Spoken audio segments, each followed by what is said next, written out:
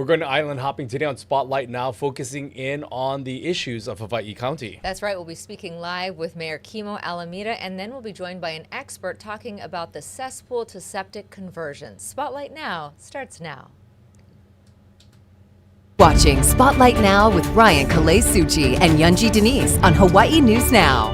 Have questions or comments for our guests? Join the conversation in our Facebook live stream. Spotlight Now, where Hawaii comes to talk.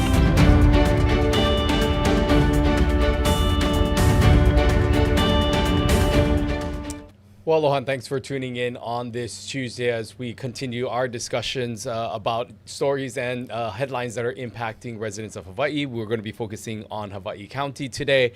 And for those of you out there who may be watching that want to engage in the conversation, there are multiple ways where you can have your voices be heard. You can head over to Facebook and enter your comments and questions there. Or you can also email us your questions at spotlightnow@hawaiinewsnow.com. And we love to have your engagement, and we know you have a lot to ask our first guest. We certainly do, and that is Hawaii County Mayor Dr. Kimo Alameda, who joins us here from Hawaii Island. Hey, thanks for making the trip. Oh, my pleasure. Always good to see you. We had some very unfortunate news coming out of the Big Island this morning. What can you tell us about the latest on the bus crash? Yes, this is like hot off the press. So some of it is preliminary, but I can tell you that a bus had overturned right in the Lapahoi area, about the 25-mile marker. And there were passengers on the bus, about 20, a little over, maybe 22. They were, sent to the Hilo Medical Center, Medellin Medical Center. No fatalities. What I'm hearing is minor injuries, if any. And so right now the police is kind of doing an investigation, and so making sure kind of like what happened, So what I'm hearing is, the bus driver put the bus in park, went to the back to see if there's any open seats, and the bus started to roll back. Is kind of what I'm hearing preliminary. So, when I get back today, I'm gonna get the full scoop. So we'll keep you posted. Yeah, before just moving on, if you can just talk about, for those who maybe aren't familiar, these are the Hele-On buses that travel around the island. And this was something that you also talked about, campaigning about trying to connect and building up those service. Talk to us about the importance of this public transportation on an island that is this large, and who are the passengers that rely on this form of transportation? Yeah, thank you for asking. No, all the islands can fit on our island, right? So it's a huge demographic. So, a lot of passengers rely on our bus service to go to work, to go to the doctors, post office, bank, to see family, friends. So, this is a major issue for us. I've never remembered our bus getting into an accident like this in the past. So, so we are sending messages out as we speak because there's some routes that had been canceled. And so, please check out our website and, kind of follow along if you're a bus rider. Okay, thank you so much. Another issue that's in the news just today are these proposed pay raises for Hawaii County employees. And just for some background for our audience, HGEA has negotiated a salary increase that would cost taxpayers about $250,000 of the county's operating budget annually. These are they're tiered raises, less than 5%, but they do impact a large portion of county workers. What are your thoughts on these raises? Well, first and foremost, we love our workers. We appreciate what they do for us. Without them, we wouldn't have government. And these raises are adequate. I mean, they're not extreme. They kind of keep up with inflation. But it does take a chunk out of our operating budget. But we plan for it, and we think it's fair, and we're okay with those raises. So there's 4 unions, right? HGEA, UPW, Fire, and Police. And right now we're still waiting for Fire. Police just came out with their proposals, and we think that's also fair as well, and we can work with that. This was an issue that we saw here on the island of Oahu, where many of the council members got criticized for accepting this pay raise. And there was some pushback. Members of the council said that they didn't necessarily want it, and that they weren't going to agree to it, or they didn't want to take it.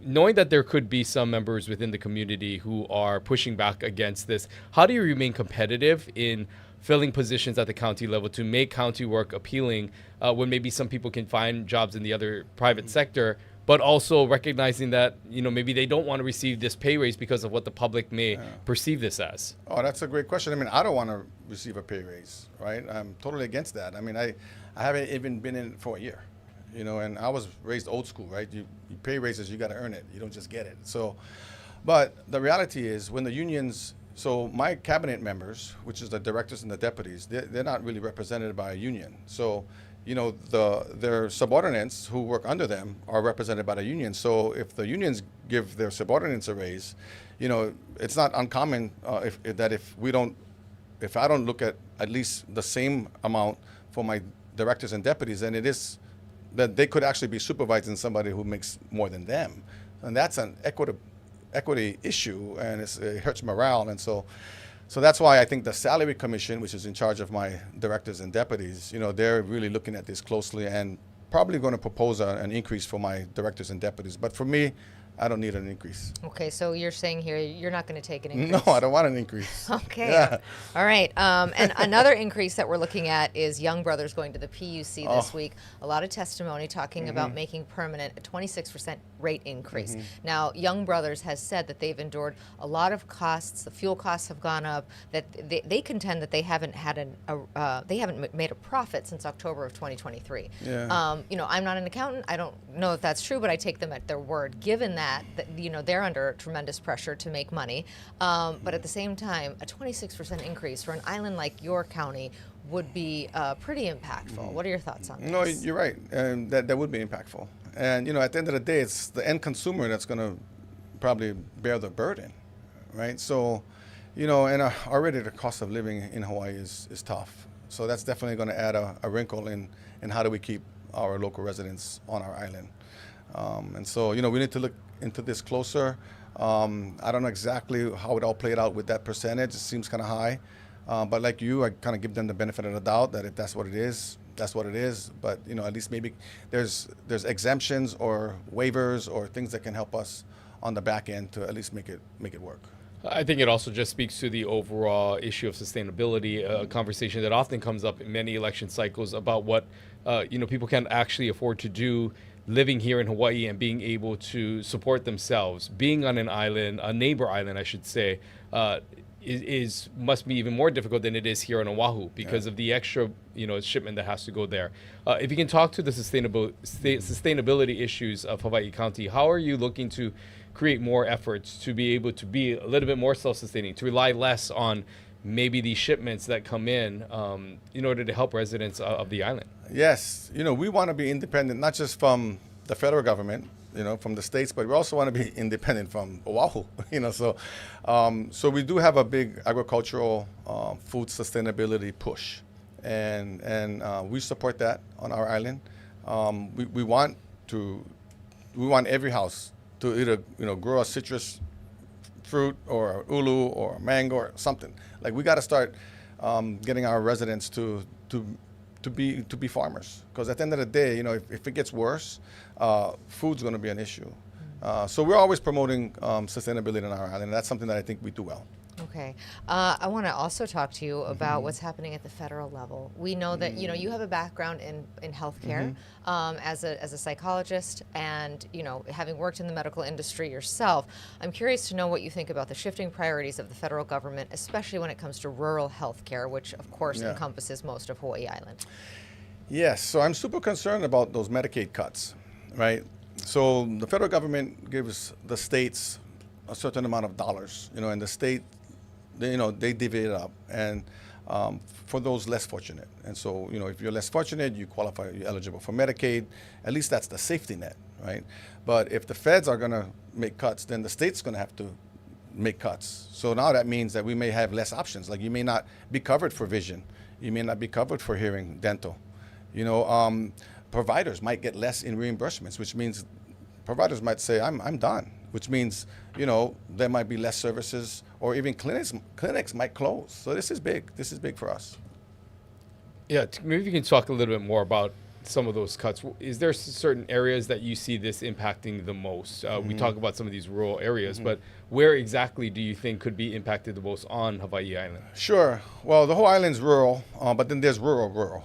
So rural would be Ka'u, Middle Li'i, Ocean View, It would be all of Puna, probably on the other side, Waikoloa, Hawi, Kohala, because the drive to services is a concern, right, already. So they already got to drive to services. And then to have less services, now they might just be waiting in line for services. And they might not even be services. Now they might have to go to Oahu for services. So this is a major issue. And I think the federal government, they gotta know that, that this Medicaid is not just a line in the federal budget. For many of us, it's a lifeline. And that's what they're forgetting. And I hope it doesn't happen. Yeah, have you been having conversations with the governor, given that he does have a background? Of course, he worked initially in Ka'u as a doctor in rural medicine, and then has worked, of course, in Hawi at the Kohala emergency clinic there. What are your conversations with, do you think that the state is going to have to step in? I think, governor has been a champion. He's met with Dr. Oz, which is as close to the cabinet as you can get.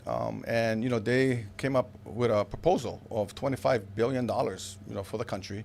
And for us, that translates to about maybe 200 million, 100 million even. And I don't know how it all plays out at the end, but at least he's fighting for our health care. And he knows, because, he worked for Bay Clinic, which I was the CEO, and so he knows that these rural areas, they need extra attention. And so we have federally qualified health centers, we have rural health centers, and I think that funding could definitely be used there.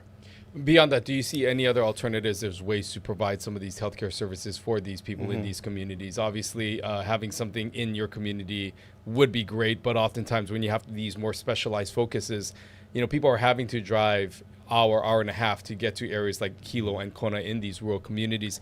What about the expansion of other, telehealth or other efforts to help provide services to people where they need it? And where do you think some of that funding could essentially come from? Yes, so telehealth's big, right? So we learned through the COVID pandemic that telehealth is wonderful, and we just hope that that funding continues. We also know that that mobile clinics, like we had a mobile transit clinic that would go to certain places, and park. We park the mobile unit there. It's kind of like a movable clinic, and we could provide services that way. So we're going to have to look at providing that kind of care, and we've done it before. And so, now I think we just have to continue to, be innovative and figure out how to make it happen for the whole island. Yeah, we have so many questions for you, and now we pivot to another subject, and that is your police department. It's gone through some changes in recent months. Of course, Chief Moskowitz stepped down after tendering his resignation, revoking that resignation, but not having it reinstated, or his job reinstated. What are your thoughts about what went down there now that you've had a little distance from there, and the interim chief, and what you're hoping in the next chief? To be honest, I was quite surprised. I had to hear it from the media. But, we talked about it. I didn't have that, years of connection with the current chief at the time. And so I felt like maybe, he didn't feel comfortable enough to hit me up on what his plans were. But it is what it is. And so, what I'm looking for now is, of course, a chief who's committed to the island. I tell my directors, I don't care where you're born. I just know where you're gonna die, because that tells me, that you love this place, and the decisions you make will impact you, good or bad. And so that's what I'm looking for. I'm looking for that kind of commitment. There was some criticism after all of this went down on Honolulu Mayor Rick Blangiardi for publicly announcing that he would like this position for the Honolulu Police Department chief to go to Moskowitz in this interim role, or just to kind of fill that void after Logan left the HPD here. Talk about maybe just the communication that you had with Mayor Blangiardi and the relationship as it stands right now. Yeah, I think Mayor Blangiardi had a chance to kind of explain himself and share, and I get it where he was coming from. So no bad blood there. We get along great. And, I understand the pressures he was under, and Chief Moskowitz is a great guy, and I can see how he would be a great candidate, and I could see that all transpiring. So, but for me, I just like to have an advance notice, because I also care about my island, and I want to make sure that our county is well protected. Public safety is big for us. So right now we're on good terms, and it's water under the bridge. Okay. On the issue of public safety, one of the efforts for all of the chiefs is to recruit more police officers, and that's been a challenge. How are you navigating that on Hawaii Island? Yeah, so our acting police chief right now is a local boy, and he understands the system and how it all plays out, and how recruitment efforts can work in our favor. And so one of the ideas is bringing back HiPal. because high power is that sports leagues, right? And I grew up playing in tournaments, and I would see police officers as coaches. And I think the best recruitment strategy is a young kid who admires a police officer, right? And then they go to school and they want to be a policeman or a policewoman. And so I think we need to reinstitute that, invest in it. That's one way. Also, the salary's got to be competitive. And so, they just came out with their version of what they want to see in the next 4 years. Like I said, I think it's fair. And then they need a morale. People got to feel good going to work. And I think that's part of my job, part of the new chief's job. And I think if we can put it all together, then yeah, I'm pretty sure we'll close that recruiting gap. And overall, how do you feel as the search for this chief continues to move forward? Are you confident that you could find someone that kind of fits all these characteristics? Mm-hmm. And I know you said you care more about where they're going to die rather than where they're from. But would you be opposed to someone coming in from outside of the state? We've seen this in other counties where they've had to go and recruit outside of Hawaii. And oftentimes that comes with a learning curve of learning the environment and learning the town. Your thoughts about who that role is, and maybe it isn't someone who's from Hawaii. Right, that's true. I mean, I'm not locked into somebody who might move away, but I do want to assess their commitment level, because I don't want to repeat what just occurred. Like, hey, if you're in, right? And so I'm going to be gauging commitment. And it's hard to ask. You can ask certain questions during the interview, and I'm not doing the interview, but I hope that the interview panel or the commission, police commission, can get a good sense of the commitment level of the next police chief, whoever it is, because that matters to me. What do you think about that structure, talking more broadly? The mayor here on Oahu has said that the current structure doesn't really work for him because the police commission has the authority to hire and fire the chief, and yet, of course, day to day, the police chief is reporting to the manager director, who then reports to the mayor. So there is this sort of circuitous system of like who is accountable to whom. Do you think that should change, or do you like the structure of having the police commission do that work? Yeah, I think it's pros and cons. The reason for the commission is so that there's not nepotism, and so the mayor doesn't hire his best friend, right, as the chief. So I get it, but it does make it hard for management. But the mayor controls the budget, so so there's a checks and balances there. Also, the police chief is part of the cabinet, so they want to be connected to the other directors, and so we have cabinet meeting every month, and I make sure that we're all one family. And so even if the police commission gets to kind of oversee, hire, fire, dictate, the plan, I have a lot of say in how I think it can be implemented, because the rubber hits the road at the county level, and that's why it's important for the mayor and the police chief to get along. And whoever that is, we're going to get along great, I'm sure. Okay, well, we have to continue our conversation with Mayor Alameda after the break. We're going to be talking about wastewater. There's a lot to tackle on that issue. Stay with us. You're watching Spotlight Now. From the moment you wake up. Hawaii News Now brings you the stories that impact your day. With more on the breaking news, we go live to Casey Lund. Ready with the push alert? I'm going live. We have an update to the breaking news we brought you this morning on Sunrise. Okay, guys, as soon as this wraps, toss to Mahia. And we've been covering this story all day. Now we go live to Mahia for a new development. Stand by for breaking news. They just captured the suspect. That's confirmed? Yes, sources just confirmed it. The news you need the moment it breaks. Here on Hawaii News Now.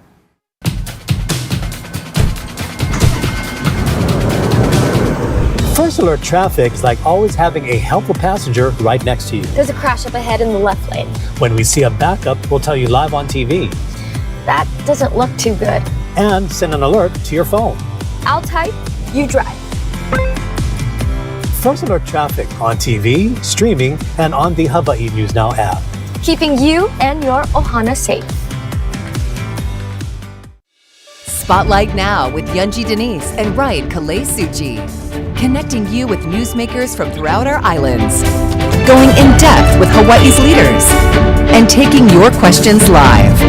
Spotlight Now, where Hawaii comes to talk.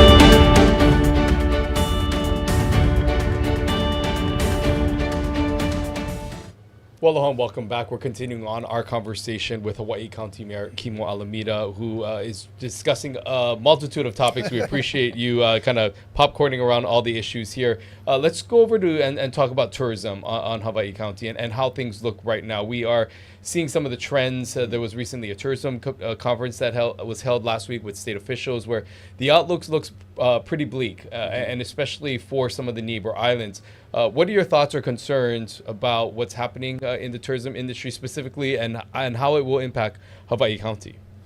Right. I mean, when I look at the data, what I've read on the Big Island, like almost a 2% decrease in tourism. So that seems little to me.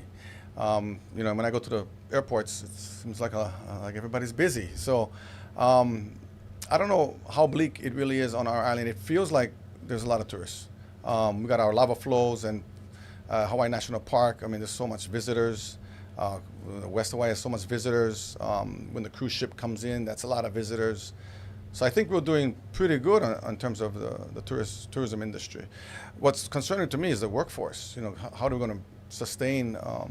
Right now our hotels have got to go off island to find workers. So that's a concern to me. Yeah, and that really goes all back to the cost of living. I'm interested to know, you mentioned cruise ships. The cruise ships are now engaged in a lawsuit against the green fee, saying that they shouldn't be subject to that extra tax. What are your thoughts, first of all, on the green fee broadly and the suit specifically? Right now with the information I have, my mind can change, give me more information, but right now I think it's unfair. I don't think they should be taxed because first of all, most of the time they're spending in international waters. So, and then they come to our shores, and they spend. They contribute to our economy. So at some point we got to stop taxing the tourists because we're going to face the same problem that Las Vegas is facing now. They're trying to pull back on all the extra fees. Our tourists, they pay extra fees for parking, they pay extra fees. There's so many extra fees. So I want to be cognizant of the fact that, if we want to make sure that we're the destination, area, that we got to treat our tourists with more respect. Another thing that many people are trying to balance is this sustainability of tourism and regenerative tourism, and finding ways in which people who visit the islands can be more culturally sensitive to environments. There have been fees that are being imposed in specific areas, certain attractions. How do you, as the mayor of Hawaii County, balance that of finding that cultural respect, and as also respect for those who live in a neighborhood, per se, and those who are trying to come in and want to experience Hawaii County during their time of travel? Yes. Well, first we got to acknowledge the fact that tourism is the biggest economic driver. So, this is a broad estimate, but $100 billion it takes to run our government a year. So about $20 to $25 billion is tourism. And so, for us, if we don't cater to that, then we're going to be in trouble. There's over 400,000 jobs and such. But yeah, going back to the idea of regenerative tourism, now that's the kind of tourism that we're moving towards. Other words, like circular tourism. Basically, it's like you just cannot take, you just cannot extract, you got to give back. And so we have initiatives like the Pono Pledge, that informing tourists how to be good stewards. And there are places where you can get charged extra because this is an extra beautiful site. Just like if you go to Disneyland, if you ride that ride, you can pay a little bit extra. So I don't have a problem with that, especially if those funds are being used to Malamara Aina. Okay. I want to move to sewer and septic conversions and also the wastewater treatment plant. These are two sort of sides of the same coin, if you will. You had announced a emergency proclamation over Hilo's wastewater plant. What are your concerns about that wastewater treatment plant? We know that it needs hundreds of millions of dollars of repairs and upgrades. Where does that stand right now? Yeah, something like $370 million for our Hilo wastewater treatment facility. So prior to that, though, I declared an emergency because what I was hearing in the campaign was that those pipes could burst at any moment. So I was like, oh my gosh, we should declare an emergency then, right? If it's at any moment. So we did. So right now we're under an emergency proclamation. If anything goes wrong, we can respond immediately. And we already have a plan, actually, because I said, hey, if it breaks there, like where's the top 3 places that it could break? And so we had our engineers go down. They have backup plans. So I feel comfortable with that. So now we're just focusing on, basically getting a new facility in Hilo for our wastewater. Your predecessor, Mayor Mitch Roth, said that this was one of the issues that at times would keep him up at night because of the potential damage that it could do. While this wastewater treatment center is underway in these upgrades and repairs that need to be made, this obviously is going to take some time to happen. It's not going to happen overnight. How concerned are you, and how concerned should residents there be about anything potentially happening during this time of an upgrade because of the length that it's going to take for this process to happen? Yes. Well, the old axiom, if you fail to prepare, then you're preparing to fail. And so I feel very comfortable. I can sleep at night now, right? Because there's a plan when it comes to that issue. And I feel like, if something were to happen, it's not like we don't have a plan. And so, that's the best we could do. And so, I think it feels like we'll be okay.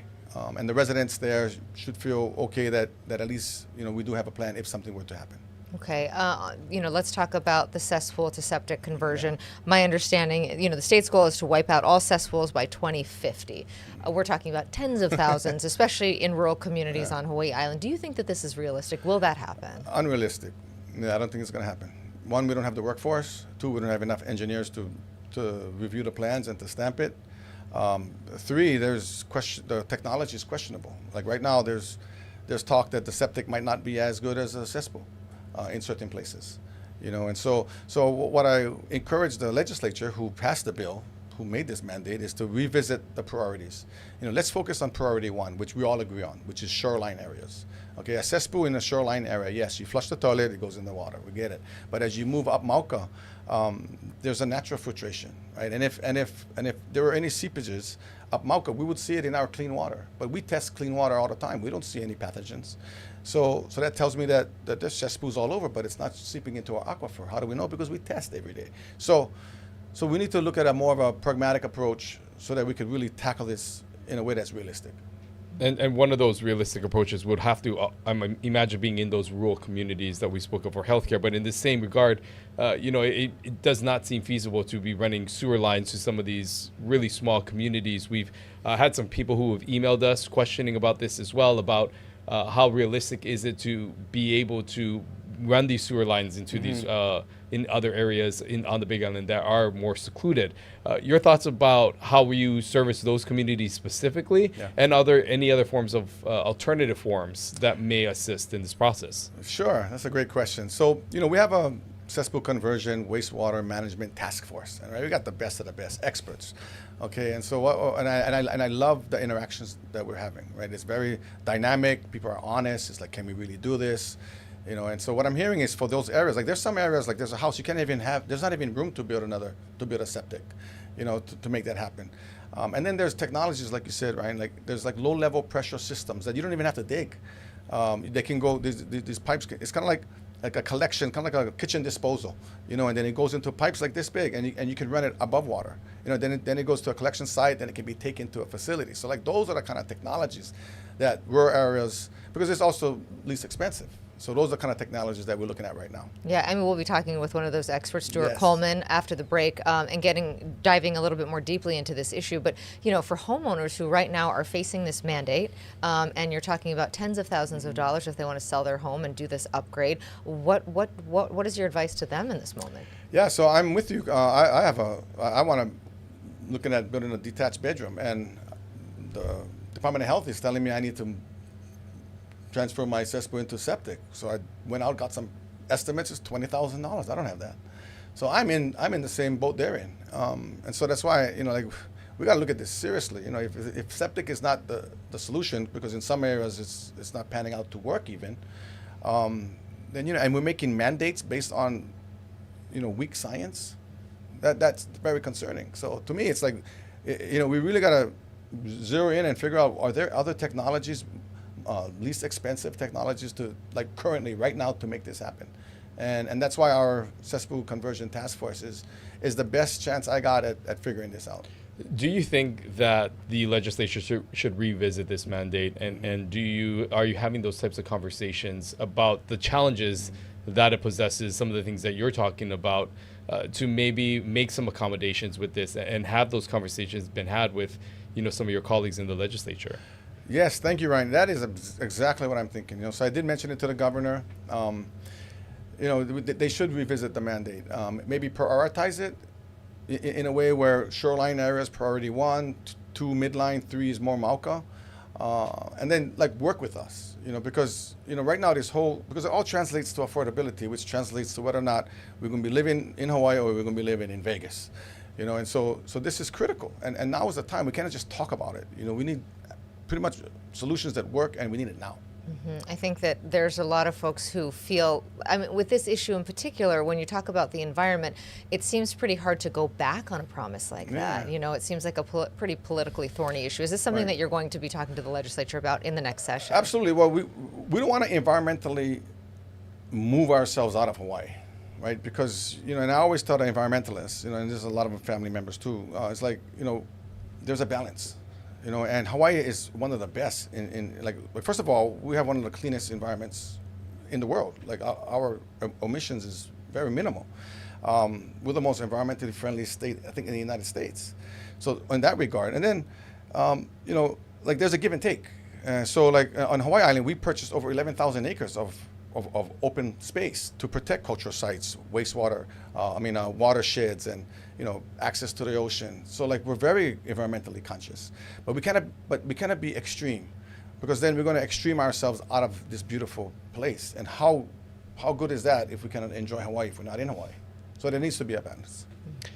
You know, you have been now in office for not quite a year yet, but almost, you know, in a few weeks here, you'll be coming upon that 1 year mark. One of the things that you had campaigned on is finding balance, as you talk about some of this balance in your last statement, the balance between East and West West Hawaii Island, and saying at times that the Kona side or those on the west side maybe, you know, were overlooked and a lot of attention went to the Hilo and the east side. How are you finding that conversation now and trying to find that balance as something that you campaigned on? And how are you trying to make efforts to bring more unity or balance on both sides of the island? Yes, I mean, if you talk to people who live in West Hawaii, they're very happy. I mean, you know, we've renovated parks, we've renovated parking. There's a playground that's being built there. We've added a skate park at Old A's or Maka'eo. I mean, and we fixed roads. Somebody at Hualai Elementary School, Hualaloa Elementary School, asked to fix a bridge. He said it was broken 7 years. We fixed one side, we're fixing the other as we speak. So there are. I feel from the posts I get, you know, I read comments on my Instagram and Facebook. They're very happy. But now I got to make sure that everybody else is happy too, right? So I got to come back to the east side, work on our wastewater issues. I got to go to the north side, Waimea, Waikoloa. I got to go on the south side, Ka'u, Ocean View, Miloli'i, and Miloli'i has their new park coming up.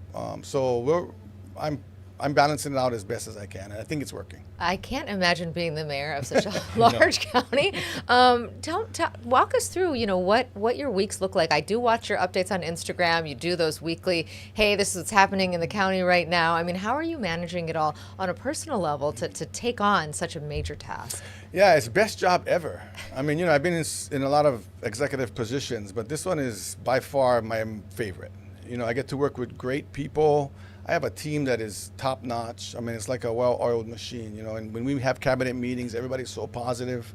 I love what I do. I could, you know, I could work all day. If I don't mind, my daughters are not calling me and say, Dad, you got to come home now. You know, I'll just stay at the office. I'll stay in the community and just connect with people. So I get re-energized by just talking with folks, you know, and then solving little problems. And those little problems add up, and people see the difference. That makes me feel good. They feel good. I'm like in a win-win situation every day.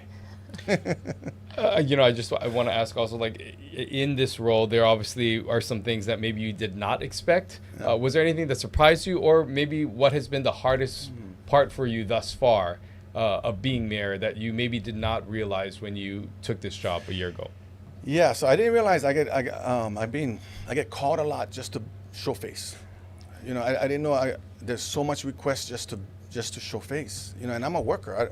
You know, if I'm gonna go spend time 3 hours, drive across the island just to say hi or to do a little speech, you know, I feel like I'm wasting time.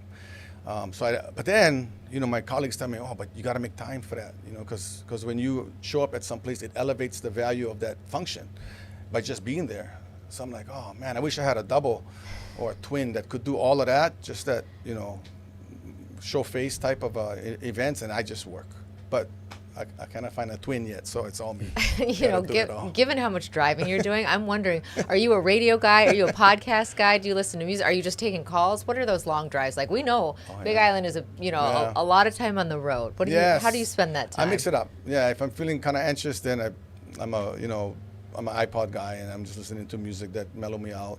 But if I'm wondering about something like, I don't know, increasing in fees or something, then I'm Googling something, I'm YouTubing it, and then I'm listening to that going out, so I could get more information on it. So it all depends on the day. We do want to, like we said, bring in questions. We did got a question that asked for an update on the banyan tree that crashed in Hilo. Obviously, something that set traffic apart, 2 fatalities from that, but also concerns about banyan tree across the island. Can you provide any updates on just the cleanup where things are at, but also long-term ensuring that this doesn't happen again in other areas of the town? Sure. I mean, it's all cleaned up. And, again, my hearts go out to the families who lost their loved ones. That's very sad. But, that does raise our awareness of other banyan trees. And so, we have selected a few banyan trees. We've called the property owners and we asked them to address it, especially if it's privately owned. Publicly owned, we feel comfortable right now with the trees that we have. We do want to make a hazard assessment, another hazard assessment of probably Banyan Drive, which is a bunch of banyan trees, like over 40 trees, and start to figure out which ones could be trimmed or cut down. Okay. We are almost out of time, but before we let you go, I just wanted to get your reflections, as Ryan said, almost a year in. What are you hoping the next year brings for you and for the county? Well, I'm a checklist guy, so there's a lot of boxes that I haven't checked, on my to-do list. And I want to make sure that there is geographic parity, that every community feels the love, and so I got to meet with my cabinet and I got to ask them, like, where have we fallen short? And let's use the second year to make up in those gaps. So that's one thing. I also want to figure out how to figure out, homelessness is just increasing, like, and I know that's on top of mind because people are seeing it. It's very visible now, like it was before, but even more so.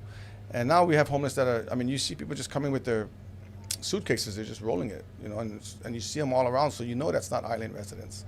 So I know we're going to have to address that somehow, with some resolution maybe on, I don't know, it sounds kind of cold, but like 1-year residency before you can collect benefits, with exceptions of children. That's hardcore, but I don't know what else to propose. So I'm looking towards my colleagues for help in reducing the amount of homeless people coming to our island and utilizing all our services. And that would be for state benefits, for county benefits. How would you navigate that? I don't even know, like, legally how you could do that. Yeah, I know. And I just know that we make it so easy. And because we're the land of aloha. And we have implemented so many programs. Like, I've extended beds to another 25 cots at our safe sleeping shelter. And that's filled. And I think the word is out now that Big Island is a good place to be homeless. So they are literally coming off the planes and saturating our areas. And some of them, there's mental health and addiction issues too. So we got to kind of factor that in. And we love everybody, regardless of where you come from. But I'm just concerned that at some point it's going to impact the services for the local people. Yeah. Okay. Mayor Kimo Alameda, thank you for making the trip. Always good to see you. You too. We hope to have you back soon. Thank you. Stay with us. We're going to talk about more septic and cesspool issues facing the entire state. You're watching Spotlight now.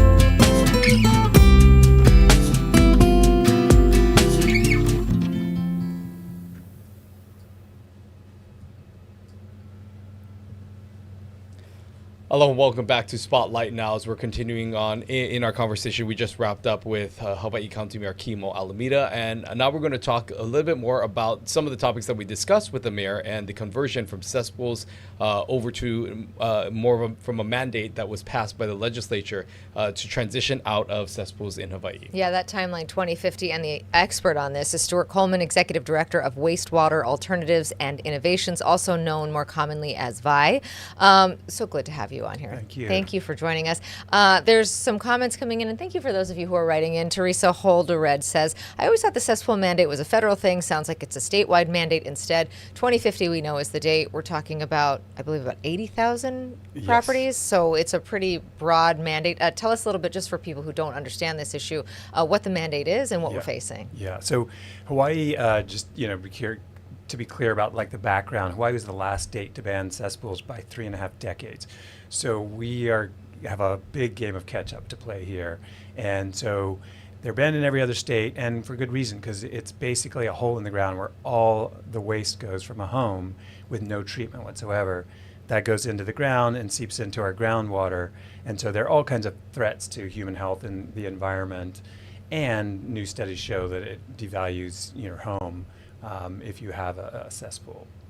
And so maybe talk a little bit about that transition that Hawaii is making into this, and that timeline. How do things stand right now, and the track that we are on, knowing that this deadline is some ways away, but it'll be here before you know it, and things need to be implemented. Well, where does Hawaii stand in this progress? Yeah, so we have 25 years to convert these cesspools, and as the mayor said, we really need to focus on the priority 1 area cesspools and priority 2 areas, because those are ones that it's more than half that really kind of affect public health or bodies of water.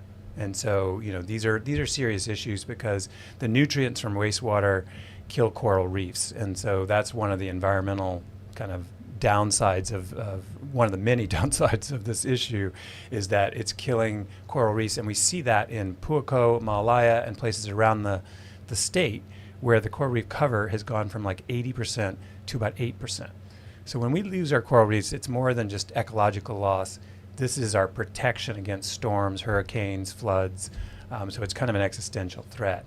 So we have 25 years, and we can do this because other states have done this, and it's something that really we're decades and decades overdue. So people continue to kick it down the road, and we just can't do that anymore. When we look at which communities are facing this, obviously these are the rural communities. Island by island, where do we stand? Which island bears the biggest brunt of this issue? Yeah, as the mayor kind of pointed out, he's got the brunt of the issues. Almost half the cesspools in the state are in the Big Island, and that's a challenge because you have the rocky soil. So in going from a cesspool, which is just a hole in the ground with no treatment, to, the first step is going to like a septic system, if you can do it. Septic system is you put in a septic tank, and so all the solids and all the really, toxic stuff stays in that tank and needs to be pumped every few years. And then the rest drains out into a leach field. And so normally if you have healthy soils, that's where the microbes in the soil treat it, and it really does a good job. But what it doesn't do, so it's infinitely better than a cesspool. So there's some misinformation out there, but it's just common sense, right? You have something contained that can't be flooded if it rains or anything, and so then it goes into a leach field for further treatment. So that's always going to be better. But in terms of the nutrients and the nitrogen that affects the reefs, then we need to do something better. But there are practical solutions that we're working on. Can you talk about maybe some of the issues that the mayor spoke about some of the things that he's concerned about, the feasibility of building some of the infrastructure that it will take to service these rural communities, and these alternative measures that the county could be looking at to ease in this transition? How realistic do you think it will be for the state to get there, and given that there may be some challenges in these rural communities? Yeah, it's a great question, because it is going to be a big challenge. And we can't solve it, as Einstein said, you can't solve the problems with the same thinking that created the problems. And so right now we had cesspools, which never should have been allowed for as long as they were. And then you have septic systems, which are not the best. And then you have big municipal plants that are super expensive. Now, those two ends of the spectrum, there is something in between. And so those are decentralized solutions. And this is a relatively new kind of topic. And there you can treat the wastewater And instead of digging a huge plant that costs hundreds of millions of dollars like they're doing in Hilo, you can just ship in a container that's a packaged treatment plant to take care of these small communities, and then you can reuse the water for irrigation, for fire prevention. And so we're trying to do something in Maalaya and Milili'i, Maalaya on Maui and the Milili'i on the Big Island, where we create that enough water so if there's fire, and we're entering an age where there could be increasing fires, it's expanded dramatically in Hawaii, then we can use that for irrigation and to prevent those fires. Let's talk about the cost. The mayor himself saying it cost, he got a quote of $20,000 to do this on his own property. When you think about, some of these homeowners, they're not necessarily rich. These are old family homes, properties that are going from generation to generation, and folks don't have $20,000 laying around. So what is the immediate solution for some of these homeowners that are facing this cost? I sure don't have it, if I had to do it. And so I think, part of the solution is those decentralized solutions, because we created something that was just, it's very unusual. There's only one other place, or not one other place. There are a few other places across the country that have such a large number of cesspools. Ironically, New York City is one of them. Long Island and Fire Island have a lot of cesspools. And what they told us is you need to do something now because it killed their shellfish industry. It hurts their tourism industry when they have toxic algal blooms and they have fish kills, and it closes down an area completely. And so they're like, do it now and don't wait till it gets really bad. And so with the decentralized solutions, we move people towards just paying monthly sewer fees that are much more manageable instead of having to come up with between $20,000 and $40,000 to convert your cesspool, because that seems like just too much. We can't do that without federal help or help from the state. But there are really a lot of practical solutions that we're working on, and we're just trying to get the Department of Health and the legislature has been great, and the mayors have been great. Of like, we need to do this, and we can be very practical in how we do it. And a lot of this obviously will come and require, as you said, some financing, whether it be from county or state or even federal. Are there certain things that we can look at for assistance in this transition through grants, through opportunities that may help the state and maybe not put as high of a price tag on the consumers and the everyday residents who are having to face this? Yeah, that's one of our main goals at VI, is to really bring down the cost and find very practical solutions for homeowners. Because like I said, I couldn't afford that. But if you just have to come up with that amount of money, probably 80% of the people in the state would have a very hard time doing that. If you create financing, or sewer fees, then it flips. Probably 80% of the state could easily do that. Not easily, but do what needs to be done, because we're talking about our water quality. And so that's an important thing. Sometimes we have to pull back from the particulars and say, this is about our VI. This is about our water quality, our nearshore areas. And we just launched a program called Seasick to track all those sicknesses and the skin infections, because we have the highest rates of staph and MRSA by 4 and 2 times than the entire country. So that's kind of an untold story. There's a lot of illness going around, and they're gastrointestinal disorders. So we have to remember those things. But there are practical solutions, and one of those is doing sewer fees. And so like everybody starts paying into those so we can build infrastructure to do these, but do them a lot cheaper than the big municipal plants. And another one is doing like passive systems. Like in some areas that are too remote, you kind of need to do the individual conversions instead of hooking a bunch of people up to a decentralized solution. And so there you can use passive solutions that we've already introduced to the state and are trying to bring more, that use the environment to help do that, and it's going to be lower cost, and then also reduces the nitrogen so it doesn't hurt the reefs. And we also have nitrogen in our drinking water. And so in upcountry Maui, they found elevated rates of nitrogen, which can lead to blue baby syndrome. So, and the thinking there is that is coming from those systems. Yeah. We want to talk briefly about a grant that you got, or a couple of grants that you got. The mayor did mention that workforce was a big issue. It's not just the money, it's who's going to actually create these systems and implement all this work. Tell us about what's coming down the pike for you and what it could mean for the state. Yeah, so we I think we got the governor on our side, and he's really been an advocate for this, because I just said, like jobs, good green jobs are what this is going to do, this statewide initiative.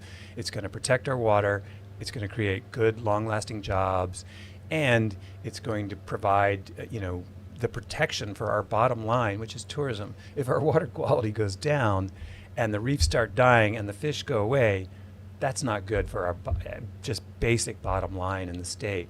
And so the first big grant that we got was from the EPA, and that was for workforce development. And so that's something we're really excited. We've got programs on every island, and we've already placing people in jobs, which is exciting. And then the second grant we got was from the NSF, National Science Foundation, and that's for innovative technology. So that's something we're really pushing to bring down the cost and to do a better job of treatment. And then the third one, the most recent one, was called RST, Rural, Small, and Tribal, for those communities that are often overlooked. And so that's kind of pushing towards decentralized solutions and educating them about how they can kind of take control of their own water and wastewater issues, so they're more involved. With this issue as a whole, I'm sure that there are many people out there who this wasn't even on their radar. I mean, how important of an issue is this for the state, and how concerned should people, residents be about addressing this? And is there anything that's specific to Hawaii and why maybe we should be a little bit more mindful of it compared to other states? As you mentioned, we are behind. Yeah. But is there anything that makes this environment and where we are also highlighted by this issue that maybe makes it even more important? Yeah. If you live in a rural area on the mainland and you're kind of removed and you have 20 feet of healthy soil below you, it might not be as much of an issue. We live in rocky soil and it percolates right down. And so it is going into our groundwater. And to give you a sense of how extreme this is, they tested private water wells on the Big Island in Hawaii Paradise Park. And 50% of the private water wells they tested had fecal indicator bacteria in them. Now, if that doesn't gross you out, I don't know what will, because, so we're talking drinking water issues, so health issues, skin infections, gastrointestinal issues, but economic issues with tourism and with the value of people's homes, but then also the environment going out into the nearshore waters with our coral reefs. And we know it is leading to coral reef decline. So for all those reasons, I think it's much more important in Hawaii that we do this. Here's the good news. We're kind of in last place. We have the most cesspools per capita in the country. We're the last to ban them by 3.5 decades. But we have the opportunity to leapfrog into front. And bringing in these new technologies and these new way of doing things, we can become a leader in the country. And we already are in some ways. People are looking to Hawaii to see how we handle this situation. If we continue to kick the can down the road, then they're going to see, oh, they missed this opportunity and this mandate. And so I think it's a real turning point, but we just have to be creative in how we do it, and we have to be kind of bold, and it can have many benefits for the economy, because a lot of not only these jobs but the businesses are going to be local businesses that can thrive. Okay, a big problem, but potentially a big upside to the solution. Stuart Coleman, thank you so much for being with us today. Pleasure. We appreciate it. Stay with us. You're watching Spotlight Now.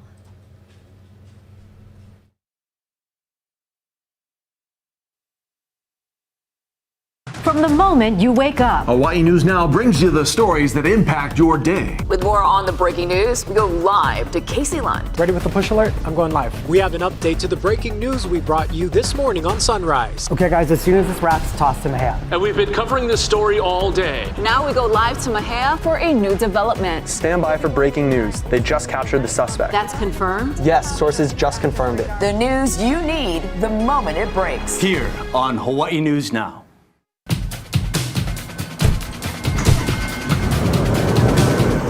First alert traffic is like always having a helpful passenger right next to you. There's a crash up ahead in the left lane. When we see a backup, we'll tell you live on TV. That doesn't look too good.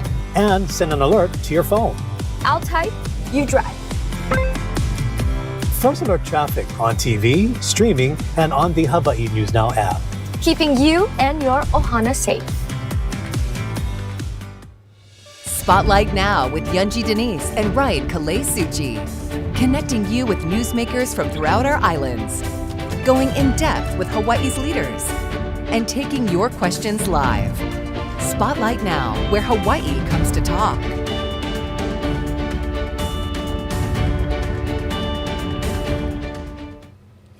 Well, we want to thank both of our guests for joining us today. We began the conversation with Hawaii County Mayor Kimo Alameda giving us an update on that bus crash that happened. About 22 people, he said, were injured. Luckily, nothing major or no fatalities. We're still getting information. We'll continue to keep our viewers posted at Hawaii News Now of that crash, but also about some of the many challenges that the mayor continues to address on Hawaii County in his first year. Yeah, he's looking for a new police chief. And also very interesting, right at the end, he talked about the issue of homelessness and some issues that he's facing and trying to figure out, how do I stop people from the continent or elsewhere coming to his island and using the resources. He says that he's looking into perhaps putting some limits on county assistance, maybe a year residency requirement. I don't know if legally he can do that, but that is interesting that he is even considering that move. And another thing that he maybe spoke out and showed some disagreement with is the green fee. Some of the things that are being imposed now because of that fee that was passed by the legislature, and something that Governor Josh Green has been advocating for the last 3 years, finally making it through. The mayor saying that he doesn't agree that cruise ships should be paying. The state is now in a lawsuit with the cruise industry, and so we'll see how things pan out. But the mayor saying that he believes that the tourists are being taxed too much, and that may impact our tourism industry moving forward. Also, you heard him make a pledge right here that he is not going to accept a raise that has been proposed for county workers. The various unions have negotiated new pay increases, which will likely mean that directors and people at his level would get an increase as well in tandem, and he says that that's one thing that he does not want for himself. Moving to our second guest, we talked to Stuart Coleman of VI, talking about the cesspool to septic conversion. 2050 is the deadline. It sounds like far away, but it sounds like we also have a lot of work to do in that regard. Yeah, being optimistic though, saying we are in last place but could move to first place, ultimately stressing the importance of water. A conversation that will continue next week as we look to the island of Maui and what is happening with lawsuits that are happening there, as well as other issues around water in the state of Hawaii. We hope to see you right back here next week, Tuesday, for another episode of Spotlight Now.